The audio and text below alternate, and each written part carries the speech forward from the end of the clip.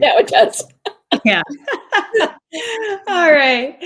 So we are like, what? How many days are we until our live event? I mean, we're getting close. I think it's 15, I think. 15 maybe? What is it? 15 days. It's Yeah. about 2 weeks, I guess. Yeah. So it's coming down. I've been working really hard at all the music. Well, that's like I'm having the time of my life with it. So I hope everybody's going to enjoy it as much as I am. I have something for everybody in there. So good. Excellent. And Carrie, you're like, master of the whole plan. So how are you doing? I feel like I've got like little things going, puppeteer in the background, making it all happen. So no, it's going to be amazing. Just putting everything together and all the logistics of it and seeing all the fun between the vendors that are sponsors that are going to be there and just the list of attendees as they've registered, as well as all the fantastic speakers and $70,000 worth of prizes. I mean, I got that's the amazing. final list. I know. I got the final list and I'm like, holy cow. I was looking at, oh, sorry, go on. I was just saying we're giving away 8 business valuations with Taya from PetVet. We're giving away 4 iPads. We've got Blue 9 climbs and Propel platforms and like 2 big grooming gift certificates from Paragon Grooming. And I mean, yeah, it's just amazing the dollar value that we're seeing in these prizes. So super excited to give it away. Yeah, I'm not sure if we have enough breaks. I mean, we might need to build in more breaks sessions to give out prizes because we have so many prizes. So, but show up and you will win. Yes. Good chance you're going to walk away with something. Thanks. All right. Something well, big. Yep. Happy Wednesday, everybody, and welcome to the Dog Gurus Live. And I'm joined today with the fabulous Carrie Campbell. And I'm Shantae Marquez, and we are part of a wonderful team at the Dog Gurus. And the Dog Gurus help pet care businesses launch, grow, and profit. So if you're a startup and you want guidance with facility design or hiring your staff or implementing a safe and solid dog evaluation system, we can help you with that. We have a program called Launch. It's wonderful. It helps a lot of startup companies. If you're an existing pet care business, we can definitely help you operate more efficiently, reduce staff turnover, and increase your profit margins. I mean, that really is our specialty. And of course, we also offer the #1 pet care staff training system for canine body language and positive reinforcement, dog handling, and management skills. So we were just talking about the Business Breakthrough Workshop that's in about 15 days away that it's going to start. So we hope that we're going to see you there. If you are coming and you watch our lives, make sure to come and say hi to Carrie and I. We would love to meet you in person. We love talking to everybody. It's just a lot of fun for us. All right. So today it is job hiring season, isn't it? I mean, look, if you already haven't done spring break, you're about to just get started with spring break. So it's hiring season. This is the time when we're really preparing our businesses for the start of the rush of where every month it's going to get busier and busier because travel season has gone into full swing. So we thought it would be a wonderful idea to talk about how to write a fantastic job description that really attracts not just people who want a job. No, we want to attract the people that want to work in the pet care industry, that are like career-minded employees. Absolutely. So I broke it down into 4 steps. So I'll list off the steps and then we'll really dig into each step. Okay. So the first step is you need to identify your ideal client. So think about what you want in that candidate. Secondly, you got to break down your job description into 4 parts and then showcase your culture and do an A/B testing of that job description. I recommend that. So let's talk about identifying your ideal client. You really want to think about the skills, experience, personalities, and goals that match your role. And if you're hiring for a manager, I say forget the technical skills, hire for soft skills. Right? I mean, I think that's really important. I think people get confused. Like they want to hire people that know how to handle dogs. You can teach that to them. You need to hire people that have the right mindset. Would you agree, Carrie? Absolutely. Yep. If you find somebody who has managerial experience or supervisory experience, take them. You can teach them the dog handling side, but teaching those management, time management, as well as people management skills can sometimes be more difficult. Mhm. Yeah. So when you're thinking about that ideal client or candidate, you want to think about what kind of personality are you looking for? What attributes and characteristics of that personality are you really looking for? Write that stuff down, because when you start looking through all of the entries for the job applicants and interviewing people, if you have that in front of you, you're going to think about that, and that will be at the forefront of your mind when you're looking at all those things. The other suggestion I would say is, when you are going to write your job description, make sure that you use keywords in it that people are actually going to be searching for. Okay, that's really important for SEO. So, make sure it's like, okay, if it's a pet attendant or something, what are the most common words in your area that people use to describe that job role? And make sure you use those specific words. Do you have anything else to add for that, for the job description, the ideal candidate? No, I think you covered everything. Yeah, I'm not thinking of anything else off the top of my head. Okay. And then, now that you have that in your mindset, your ideal candidate, now you can really start working at building that job description. And there's 4 parts to that. So, first part is really summarizing the role at the top. The second part is going to be listing the key responsibilities. So you want to outline main tasks and objectives. And then the next part would be required and preferred skills and experience. And then the last part would be where you actually close it out and you invite the candidate to apply and give your contact information. And I know you use Applicant Pro, so there was a lot of extra features that you could use when you ask them to apply and different things. Can you talk about that? Because I think Indeed does a lot of the similar stuff, but I know you have a lot of experience with that, Carrie. Now, Applicant Pro gives you a lot of features to select whether you want them to submit a video or if there is some sort of losing the word, not like exam, but little tests that they take that's going to assess their skills. So that may be something that is going to, assess typing skills versus verbal skills.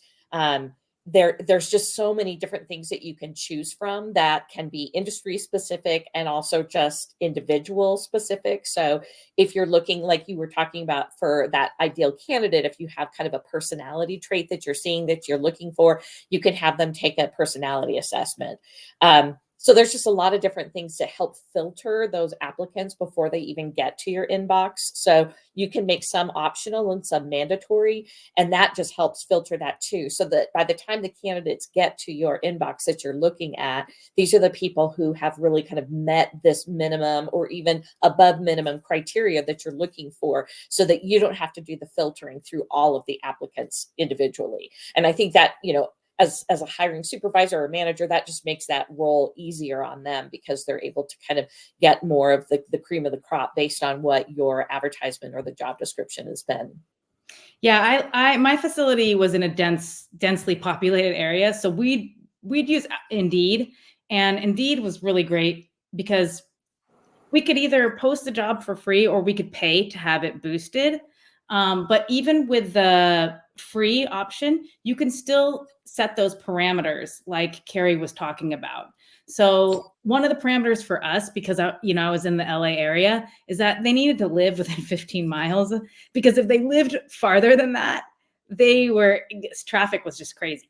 So, so that was one of the things. The other thing is, you, like Carrie was saying, you could have those skills assessment tests, but we could also have them do a phone interview. So when I was hiring my front desk people, I wanted to hear how they presented themselves on the phone. I mean, that was the first point of contact with a lot of customers.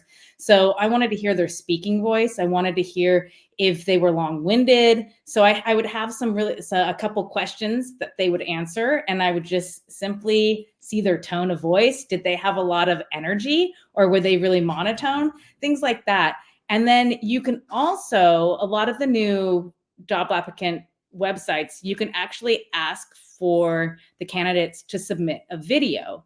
And that's really cool too, because number one, if the candidate actually goes through all those steps and makes the effort to do the phone interview, take the skills assessment, or shoot a video, then they actually really want the job. I mean, they're not just looking for any old job or going through the motions. So I have a couple clients that use the video and they really, really like it. And it really tells a story about the candidate before they even take the time to do that phone interview. Something else about that we noticed on Applicant Pro is that we had specific criteria we wanted to hit making that video. One of them was also a time target. So it wasn't like they were just going to make a 5-minute video that went rambling on and on. We wanted them to answer specific questions, but we wanted to see that they could do it following the instructions of, 2 minutes or less, or, whatever we put on there as far as the criteria.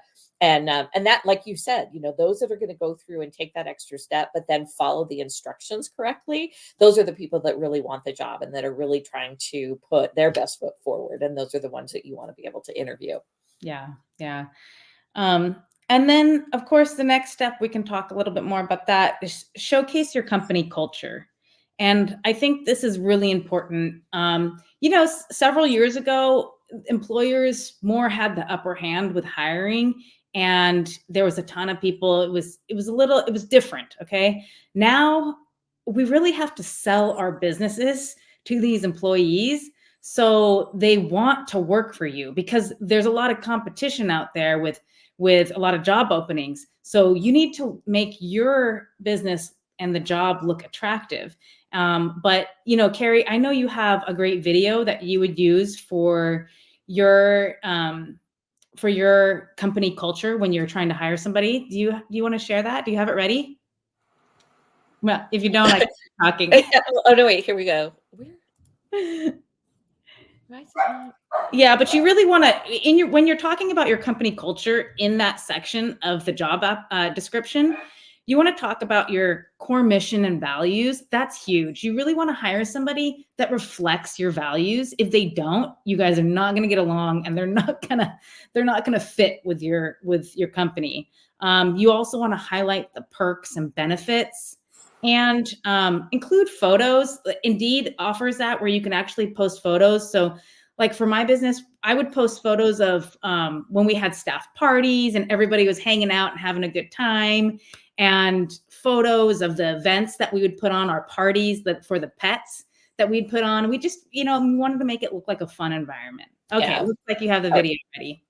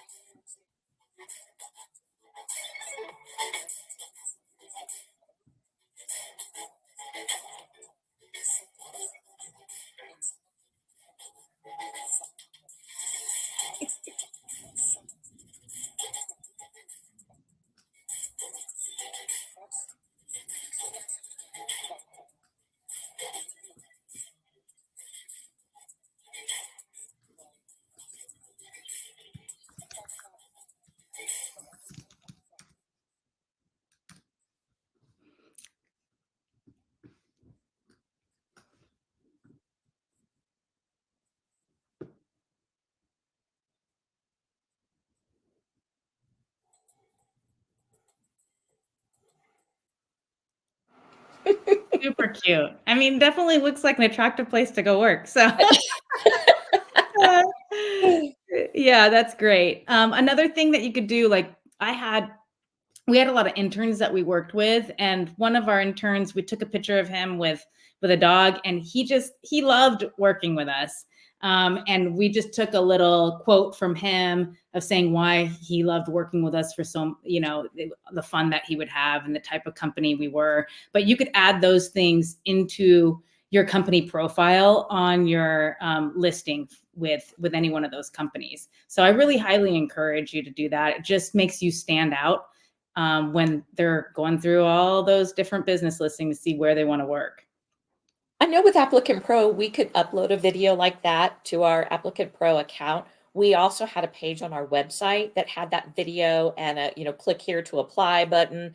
So it was something that just kind of, the more places that we could feature that video, we had it pinned on our Facebook page for a while when we were really trying to hire, for a busier season. So the more places that you can show that and really show kind of the fun that you have, as well as the seriousness of working with animals, I think the more attractive it is and the more places you're going to catch the eye of those that are applying for a job in the pet care industry.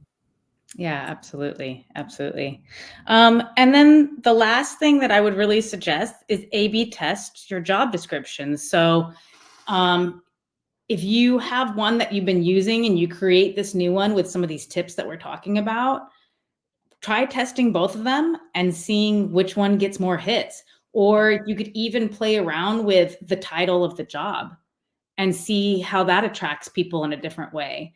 I mean, there's nothing wrong with putting like two to three different versions of the job application, kind of tweaking it here and there and seeing what works best. I mean, that's really good data for you to make decisions on. Agreed. Are there any questions out there from us? I know we've got some people dropping in the chat saying hi. Just trying to see out if there's any questions that we can answer for you all.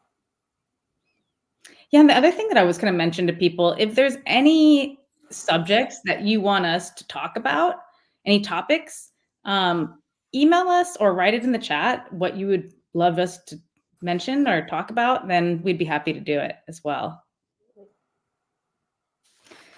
But I guess we can move on and talk about a little bit about the hiring process. I wasn't going to dig too deep into it because I think the job description is pretty important. That's really the first step in the hiring process.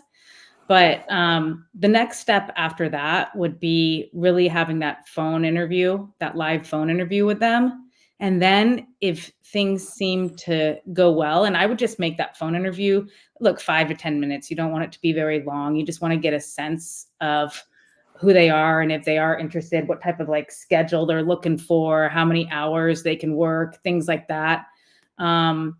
If they all pass those parameters, then you can move on to the next step of scheduling that interview, because it takes a lot of your time to schedule interviews. And if people don't show up, it's really a bummer. And I know that has been a thing. That whole ghosting thing has been more real the last year or so, but yeah, making sure that you get that commitment and have them come in. I also recommend when you do that first interview that if there's a second half of it, if you will, you meet or your manager meets with them individually, and then have somebody else on your team, a lead, a supervisor, go and walk them through the facility and get the opinion of that other employee of yours to see if they feel that they would be a good fit. Sometimes a candidate will be more open with somebody that's more of a peer in their eyes than with, the owner or manager or supervisor of the facility. Yeah, if we liked the candidate and they got through myself and the manager or my like first, interview with them, I would definitely hand them off to one of the managers or another peer and have them give a tour to that candidate so they can go through and take a look. And that was really helpful because, as you were saying, sometimes they're really shy with one of us, but they'll ask questions, to an employee and find out a little bit more information. That was definitely helpful. And also giving them the tour of the place just really gives them an eye opener. Okay, this is what the environment's going to be like. I mean, I might have to pick up some poop, I mean, that's a reality. It's not just cuddling dogs all day. I used to always tell people that, there's crap in every job, right? Ours is literal, and you can pick it up and throw it away, and then it's gone. Yeah. Deal with this virtual issue that's going on all the time with people in your employment situation. So, yeah, but it is true. We do have a lot of poop in this industry. So. Exactly. And I would also say that come prepared when you're interviewing somebody. Have a standard list of questions that you utilize to ask. And you want to keep those questions, some core questions, the same for each person that you're interviewing, because you can compare their answers to one another. If you're just really loose and just have an open conversation with every person, I think you might be missing opportunities to really dig in and find some specific information that's really targeted for that particular role in your business. Absolutely. Yeah, and I think was it? I guess a couple weeks ago, if you scroll through our Facebook page, we actually had a freebie where you can download a list of interview questions for the pet care counselor role in your business. So look for that if you want to see our suggestions. And I think, how many questions were on there, Carrie? It was quite a few. There was probably at least 25, 30 questions. Yeah, and we wouldn't suggest you want to ask them everything, but you could pick out a few of those. I mean, really, an interview should be 30 minutes to an hour on that first interview. And really, the first interview is just finding out about their personality. And then you can move on to a second interview, which could be like a working interview, where you can find out a little bit more about their skills. And I know people probably thinking, I don't have time for that. I need to just hire somebody. But when you do that, that's when you hire people that don't last, and you don't hire the right fit for your business. And so I really just highly recommend that you take the time and don't veer from the process that you create, because you created it for a reason. And it's really important to just take your time and make sure that this person's going to work out. I'm putting that in the chat. Is the link for that employee interview questions download. Awesome. Yeah. And look, many times I was in a position where it was busy, like a spring break time or something, and somebody doesn't show up, or they, leave us, and, you're like, oh my gosh. And you just really want to like panic and just hire the first body you see that walks through the door. But every time I did that, it never worked out. Those people never stayed.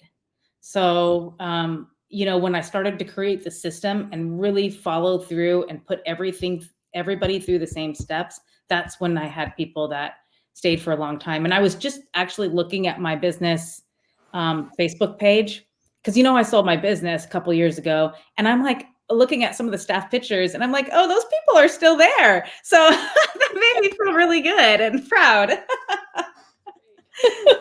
Around. Picked a good buyer. Yeah, exactly. Picked a good buyer. Any other tips for hiring season right now that you want to mention, Carrie? I would just say that, sometimes we are all going after the same quality candidate. So making sure that you're doing something that really highlights how your business is different from the other facilities in your area. And again, like you were saying, Shantae, that when you have somebody there at your facility and they've done that kind of first phase of a live interview, is go ahead and show them something that really does make your business from the, behind the scenes different, and that, would be more enticing for them to come to work for you. Because I think that's where we can set ourselves apart. It's not always about the compensation, but it may have more to do with the employees actually feeling safe. That was one interview question that they would ask us a lot, because there were other facilities in my area that had maybe a more, loose policy on safety. And so, when they would ask questions about, well, what am I going to get as far as, backup if something happens, or what kind of training am I going to get? And when you can tell them all those things, it's going to set them up for success, as well as set yourself up for safety and success. It makes a good kind of marriage between the employee and the business. Absolutely. I think that is a common question that we would receive when they've worked at another facility, because they kind of know what to expect, and safety is a huge issue. Exactly. And I think going back and just sharing your mission and core values along with that is huge, because I think it shows who you are, and it shows, your integrity of the business and really why you built the business. I would also tell them the story about me, and people appreciated that. They want to know why I even started the business or how I became about that. So it just kind of gave them a full picture and just more of a personal connection with me rather than just as a boss. If you are an owner that is not doing the day-to-day hiring anymore, if you know that your, general manager, supervisor, whoever is in charge of doing that hiring for you, if you know that they have an interview or two set up on a certain day, make sure you're there, because at least they can have the opportunity to meet you and know that the owner is still kind of active in the business or has some role that they're still there and they're not completely absentee. I mean, not that there isn't anything wrong with that as well, but just kind of if you're there on the property, go ahead and take that moment to introduce yourself, because it just shows a little personalized touch to that interview process for the employee or the candidate, I should say. Absolutely. That's a great suggestion. Because that is important to them. And we want to, when I did step back away and really let my GM and my managers of the departments handle the hiring process, it is important when they got through the first round of the interview into the second one, then I would for sure either, if I couldn't be there in person, Zoom works too. Or at least try to be there on the first day that they start, just to stop by and say hi. That's important. Even if, 99.9% of people who are going to put a phone number down on an application, it's going to be a cell phone.